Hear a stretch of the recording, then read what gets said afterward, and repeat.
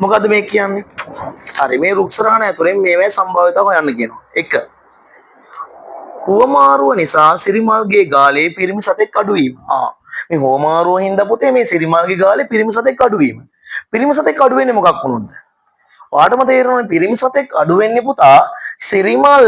දැන් බලමුකෝ පුතේ අපි මේ ප්‍රතිඵල හතර චුට්ටක් වෙනම. දැන් වාම හිතන්නකෝ සිරිමල් මෙන්න පළවෙනි ප්‍රතිඵලෙ මේ. සිරිමල් නාදන්ට පිරිමි සතෙක් යවලා නාදුණු සිරිමල්ට පිරිමි සතෙක් යවනවා. දැන් වාම හිතන්නකෝ සිරිමල් නාදන්ට පිරිමි සතෙක් යවලා ආපහු නාදන් සිරිමල්ට පිරිමි සතෙක් මෙව්වොත් එහෙම සිරිමල්ගේ ගාලේ සත්තු ගාන වෙනස් වෙනවද? නෑනේ. දැන් පුතේ මේකේ මේ ප්‍රතිඵල හතර දිහා බලමුකෝ අපි. දැන් බලන්න පළවෙනි ප්‍රතිඵලේ. සිරිමල් නාදන්ට පිරිමි සතෙක් යවලා නාදුණු සිරිමල්ට පිරිමි සතෙක් යවනවා.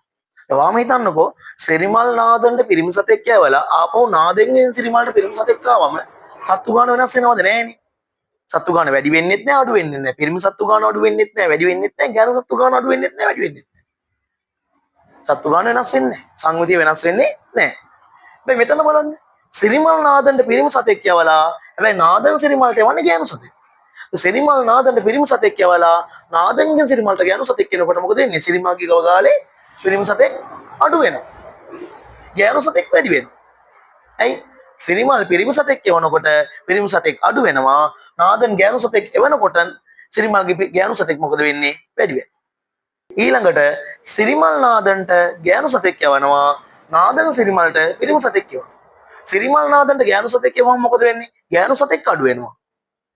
සිරිමල්ගේ ගැණු සතෙක් අඩු වෙනවා. හැබැයි නාදන් සිරිමල්ට පිරිමි සතෙක් යවනකොට සිරිමල්ගේ පිරිමි සතෙක් එතන වැඩි වෙනවා. તો මේ ප්‍රතිඵලය මොකද වෙන්නේ? සිරිමල්ගේ ගැණු සතෙක් අඩු වෙනවා. මේ පිරිමි සතෙක් වැඩි වෙනවා.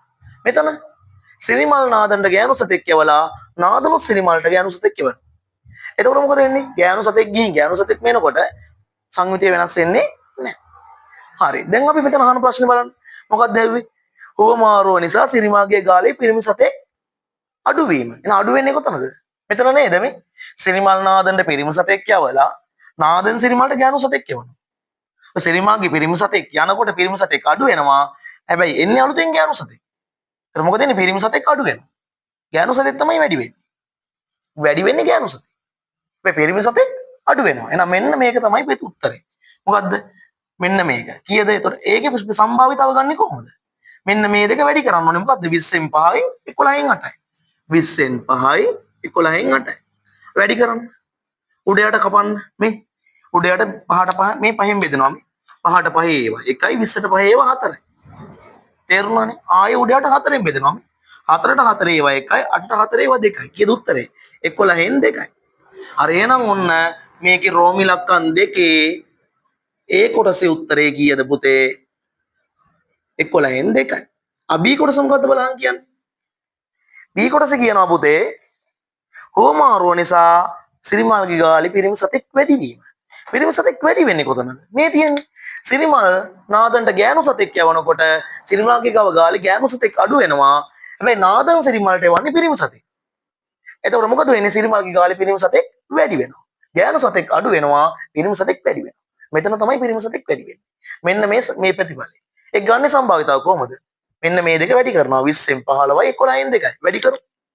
ඔන්න 20න් 15යි පුතා 11න් 2යි. වැඩි කරන්න. උඩ යට 5න් බෙදනවා මේ.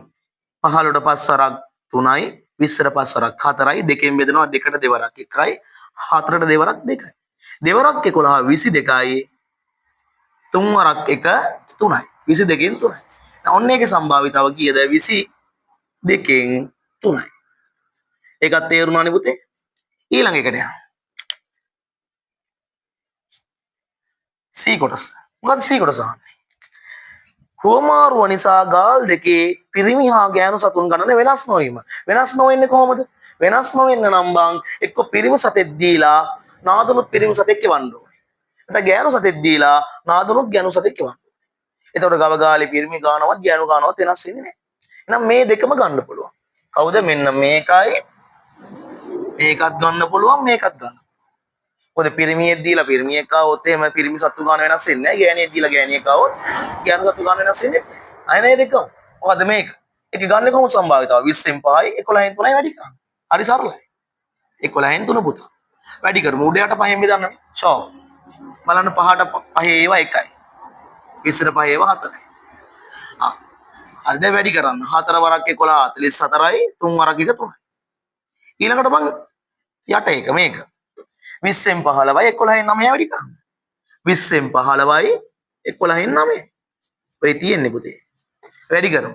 උඩ යට පහෙන් බෙදන්න. 15ට 5 වරක් 3යි 20ට 5 වරක් 4යි. කීය දෙන්නේ? 4 වරක් 11 44යි 3 වරක් 9 27. ඔන්න ඒකත් හරි. දැන් ඔය දෙකනේ අපි ගන්න ඕනේ. ඒ දෙක ගන්න නෑ. ඒ දෙක එකතු කරන්න. 40න් 40 සමාන 44න් 3යි. මෙතන පුතේ 44න් 27යි. එකතු කරමු. කීය දෙන්නේ?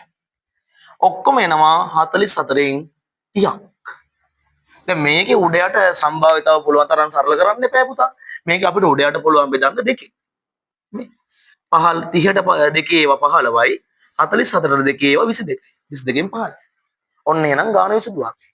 උපතරට මේක තේරුණා නේද? හරි.